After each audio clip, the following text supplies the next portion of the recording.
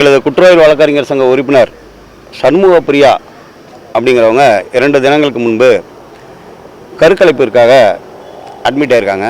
அவங்களுக்கு வயது 29. அவங்க இங்கே இருக்க டாக்டர்கிட்ட ஏற்கனவே காலில் ஒரு நரம்புக்கு ட்ரீட்மெண்ட் எடுத்துக்கிட்டு இருந்ததாக சொல்கிறாங்க. அப்போ இப்படி இருக்கப்போ அவங்களுக்கு அந்த எல்லா ப்ரொசீஜர்ஸும் முடிச்சிட்டாங்க.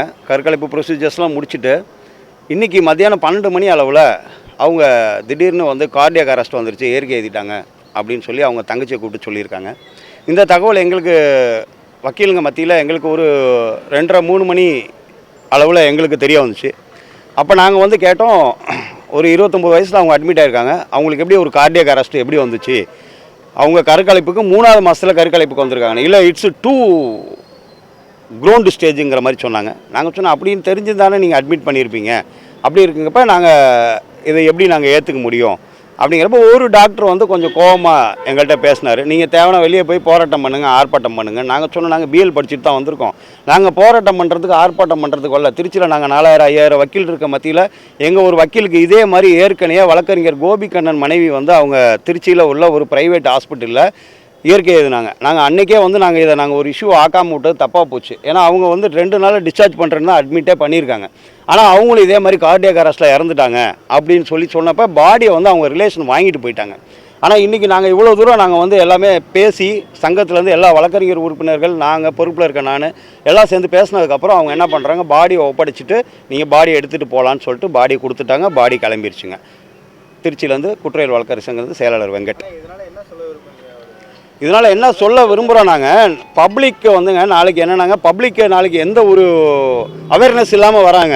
அவங்க என்னென்னா எப்படியா நீங்கள் காப்பாற்றுவீங்கன்னு நம்பி வருவாங்க. 2 நாள் 3 நாளில் அவங்க டிஸ்சார்ஜ் பண்ணுவீங்கன்னு வராங்க.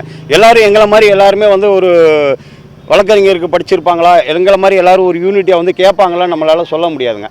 அவங்க பப்ளிக் அப்போ எப்படி இதை ஃபேஸ் பண்ணுவாங்க, பணம் கொடுத்தா தான், இந்த பில்லு கொடுத்தா தான் நாங்கள் பாடியை கொடுப்போம் அப்படிங்கிற மாதிரி சொன்னாங்க. நாங்கள் சொன்ன பில்லு கொடுக்குற பற்றி இல்லை, இதுக்கு மேலே நாங்கள் கொடுக்குறோம், will pay ready to pay the GPay. ஏன்னா ஜிபே லிமிட் 1 lakh வரைக்கும் இருக்குது. நீங்கள் சொன்ன பில்லு ரொம்ப கம்மி தான். எனக்கு இந்த மெடிக்கல் நெக்லிஜென்ஸை உங்களால் ப்ரூவ் பண்ணி எங்களுக்கு வக்கீல் தப்பு பண்ணால் நடவடிக்கை எடுக்க பார் கவுன்சில் இருக்குது. இது வரைக்கும் எந்த டாக்டரும் மேலே நடவடிக்கை எடுத்து இந்தியன் மெடிக்கல் கவுன்சில் நடவடிக்கை எடுத்திருக்கு. நான் கேட்குற கேள்வி அதான். எங்கள் வழக்கறிஞர் மீது தப்பு பண்ணால் மாதத்துக்கு ஒரு 10 வக்கீல் மேலே பார் கவுன்சில் நடவடிக்கை எடுத்துக்கிட்டு தான் இருக்குது.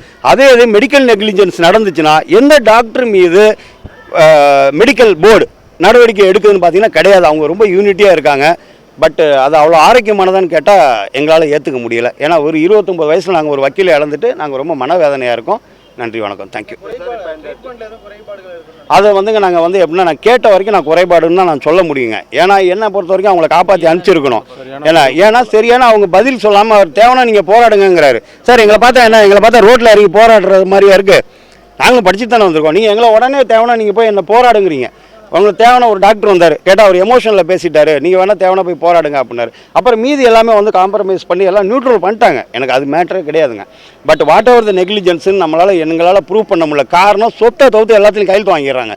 உள்ள நுழையிறப்பே பார்த்தீங்கன்னா அந்த அட்டெண்டர்கிட்ட anything what ever the responsibility, I am the ரெஸ்பான்சிபிலிட்டின்னு அதில் எல்லா காலமும் ட்ராப் பண்ணி கொடுக்குறது ஒரு அட்வொகேட்டு தான். அதில் பார்த்தீங்கன்னா அவங்களால கிளைம் பண்ணவே போக முடியாது, நாளைக்கு அவங்க எங்கேயும் போக முடியாது. அது மாதிரி அவங்க எல்லாத்துலேயும் கையெழுத்து வாங்கிறாங்க. எங்களோட ஆதங்கத்தின் வெளிப்பாடு தான் அது. வேறு ஏதாவது நாங்கள் நடவடிக்கை எடுப்போம், அதில் எந்த மாற்றமும் இல்லை. கட்டாயம் நாங்கள் நடவடிக்கை எடுப்போம். ஏன்னா இது ஒரு வக்கீலோட போகிறது இல்லை. பப்ளிக் வக்கீல்னு பார்க்காதீங்க, எல்லாமே உயிர் தானே. வக்கீலும் மனுஷன் தான், பப்ளிக்கும் மனுஷன் தான், நீங்களும் மனுஷன் தான், எல்லாமே மனுஷன் தான். டாக்டர் மனுஷன் தான். நான் டாக்டர்கிட்ட தான் கேட்டேன், நீங்களும் முதல்ல ஹியூமன் பீங்காக பேசுங்க, முதல்ல ஒரு ஹியூமன் பீங்காக முதல்ல ரிப்ளை பண்ணுங்கள். எமோஷனில் பேசிட்டாங்க, எமோஷன் ஆகிற நீங்கள் எப்படி நாளைக்கு உள்ள ட்ரீட்மெண்ட் பார்ப்பீங்க?